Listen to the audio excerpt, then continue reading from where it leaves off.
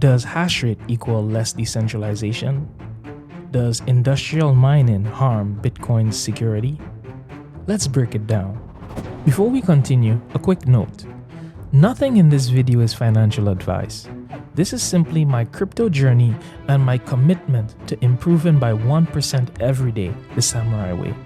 If you find value in this content, feel free to like and subscribe to support the channel.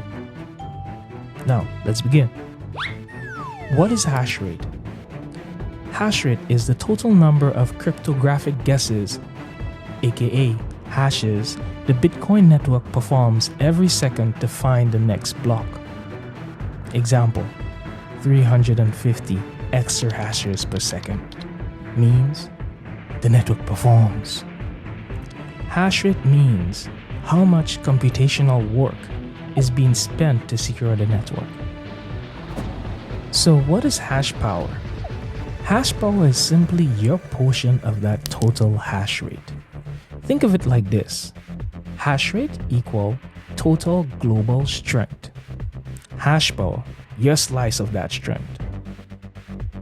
If a pool has 20% of the network's hash rate, it controls 20% hash power. Why does Bitcoin security need high hash rate? Because Bitcoin security comes from immense energy, computation, and economical costs required to attack the network. For an attacker to rewrite the code or double spend, they must control 51% of the global hash power. Bitcoin's hash rate is so high that no individual, no single company, no government, not even multi-nation states acting together could realistically assemble that much hardware and energy to attack it. This is why Bitcoin is widely considered the most secure blockchain in the world. If only large mining companies survive, does that reduce decentralization? This is a very smart question, and it is the heart of the modern Bitcoin debates. Here's the correct way to think of it. Mining centralization doesn't equal network centralization. Bitcoin decentralization has 3 layers: mining decentralization, node decentralization, and economic decentralization. The most important is node decentralization. There are about 50 major mining companies, but over 50,000 plus individuals run Bitcoin nodes worldwide. Your nodes decide which chain is valid, which blocks to accept, which blocks to reject. This means miners does not change Bitcoin's rules even with 99% hash rate. Nodes are the voters, miners are the workers. Mining pools do not own the hash power. Pools simply coordinate miners. Miners can leave a pool instantly. If a big pool misbehaves, miners disconnect. Hash power moves, the pool dies. This has happened before. So mining pools appear large but are extremely fragile if they try anything dishonest. So you may ask yourself, well, what now? Well, industrial mining is expected, not dangerous. As Bitcoin matures, hash rate increases, hardware becomes specialized, competition moves to institutional scale, cost rises. This is normal. But decentralization remains intact because anyone can still mine if they want. Anyone can run a node. No miner can change consensus rules. No miner can steal funds. No miner can censor transactions for long. Hash rate is globally distributed across many countries. Miners are profit maximizing, not ideology driven. Honest behavior is economically rewarded. Dishonest behavior is economically punished.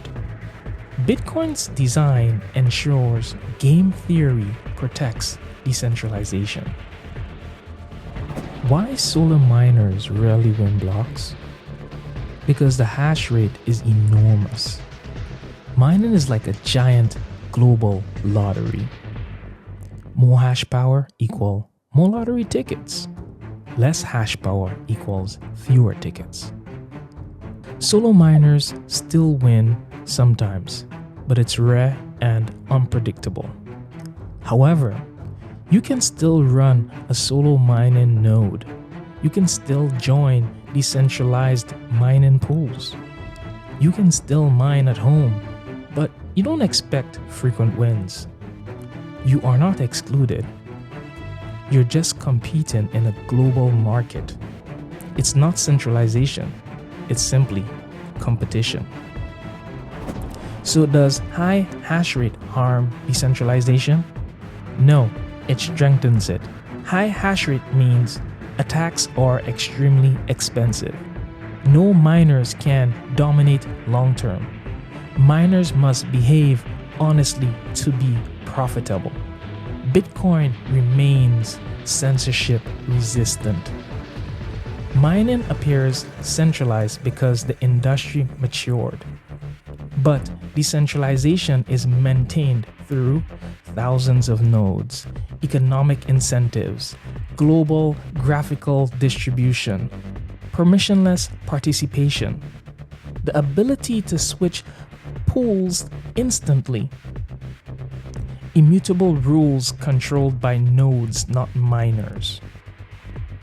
Bitcoin's decentralization is not defined by who mines. It's defined by who controls the rules, and the power belongs to the nodes. People often assume that because Bitcoin's hash rate is dominated by industrial miners, decentralization is weakened. But Bitcoin was never secured by the number of miners. It's secured by the impossibility of controlling the majority of them. Miners compete, but nodes govern. And that is why Bitcoin remains the most decentralized and secure monetary network in human history.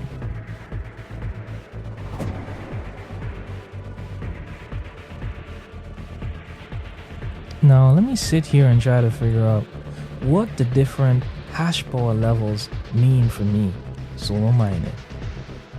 1 terahash, 600 to 1000 years.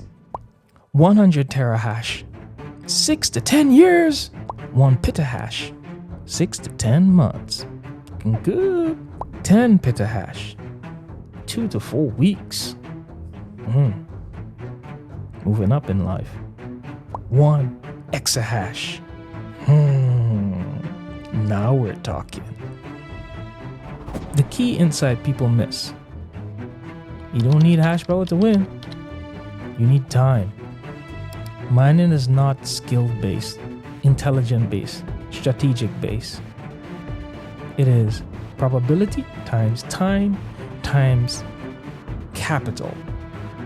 A solo miner with 100 terahash could find a block tomorrow. They also might not find one in 20 years.